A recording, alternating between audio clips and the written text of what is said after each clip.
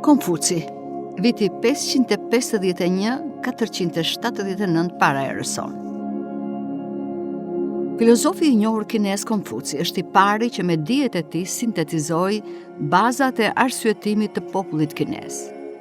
Filozofia e tij mbështetet në moralin dhe arsyetimin vetjak. Qeveritarët duhet të shërbejnë popullit duke dhënë shembullin vetjak.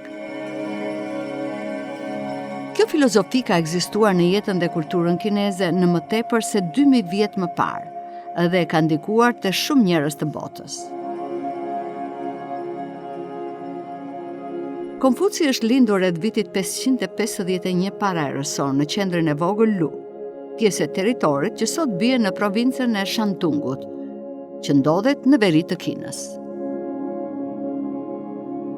I ati i vdiq kur ai ishte ende i vogël dhe filozofi i ardhshëm jetoi me të ëmën në mjerim. Në vitet e rinis punoi si në punës i ulët, por më vonë u largua nga ajo detyrë dhe në 16 vitet e më vonshme filloi të predikonte dijet e veta, duke tërhequr gjithnjë më shumë udhëtar. Në moshën 50 vjeçare, i dhanë një funksion të lartë shtetëror në Lu. Pas 4 vitesh, armiqtë e tij të oborit jo vetëm e shkarkuan nga detyra, por dhe e burgosën.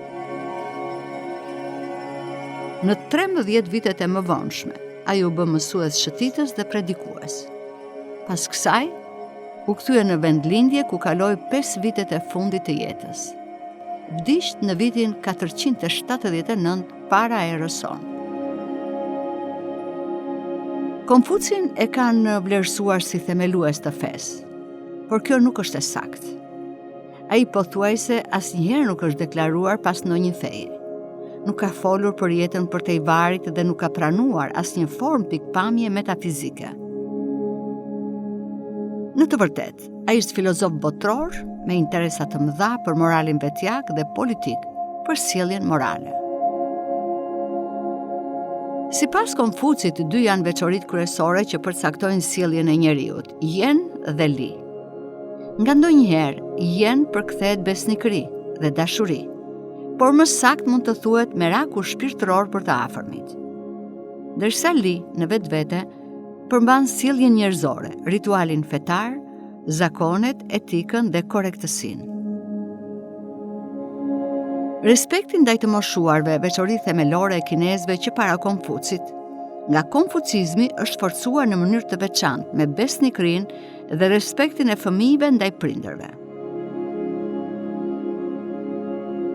Konfuci gjithashtu thoshte që gratë duhet i respektojnë burrat dhe t'u binden atyre ashtu si shtetasit udhëheqjes.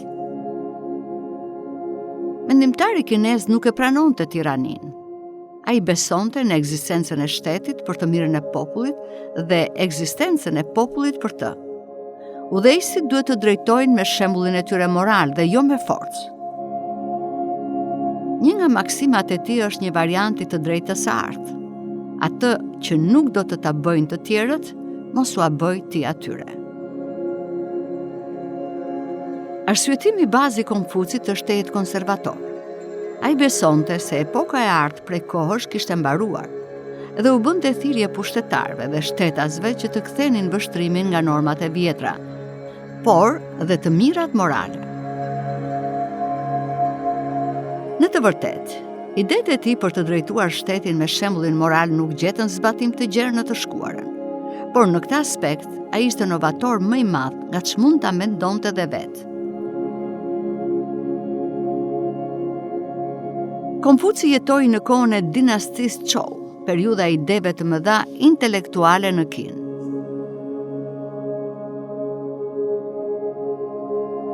Udhëheqësit e atëhershëm nuk i pranuan mesazhet e tij, megjithatë pas vdekjes, ato u përhapën në të gjithë vendin. Ditë të zeza për konfucizmin erdhe në vitin 221 para erës sonë, kur pushtetin e mori dinastia Qin. Mbreti i parë i kësaj dinastie, Shiu Han-ti, vendosi ta çrënjoste ndikimin konfucian për shkëputjen nga e kaluara. Ai urdhëroi të dënoheshin idetë e Konfucit dhe të digjeshin të gjithë librat e tij. Kjo përpjekje për reprezalje praktikisht nuk pati sukses. Pas disa vitesh, kur erdhi fundi i dinastisë Qin, Studiuesit e Konfucit për së dyti arritën lirisht të predikonin doktrinën e tyre. Me ardhjen në pushtet të dinastisë Han vitit 206 para erës son, konfucizmi u bë filozofi kryesore në shtetin kinez. Në kohën e dinastisë Han, mbretërit kinez i zgjidhnin në punë si shtetëror me anën e provimeve të veçanta. Konfucizmi u njoh si filozofi klasike, me synimin për të ngjitur në hierarkinë shtetërore, që ishte rruga drejt pasurimit dhe prestigjit në perandorin kineze. Në provimet për në punës shtetëror paraqiteshin shumë kandidatë. Ja përse, breza të tërë të rinjsh nga më inteligjentët dhe më ambiciozët e studionin Konfucin dhe në shekuj me radhë tërë administrata shtetërore e Kinës u mbushme në punës që shikonin botën nëpërmjet filozofisë së Konfucit.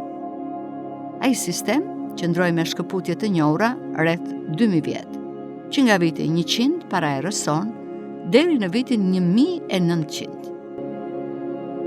Por konfucizmi nuk ishte filozofia zyrtare e administratës shtetërore kineze.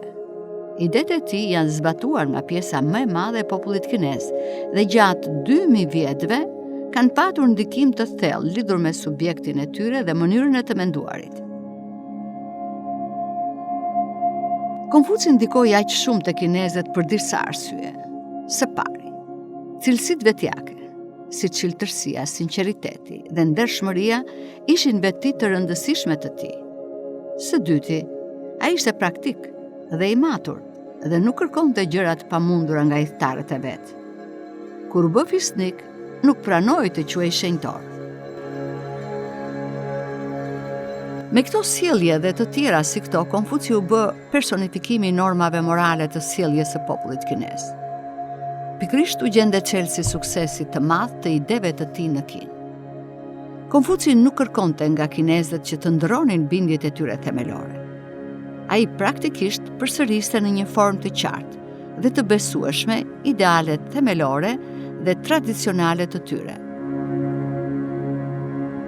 Pothuajse nuk ka filozof të dytë në histori që të jetë i lidhur aq shumë me pikpamjet fondamentale të bashkëdhetarëve të vet. Konfucizmi, që këmbëngulte më shumë në detyrat se sa në të drejtat e individit, mund të kuptohet me vështirësi dhe të mos pranohen normat e sotme perëndimore. Megjithatë, si filozofi shtetërore, në praktik, ai ka patur frytshmëri të jashtëzakonshme.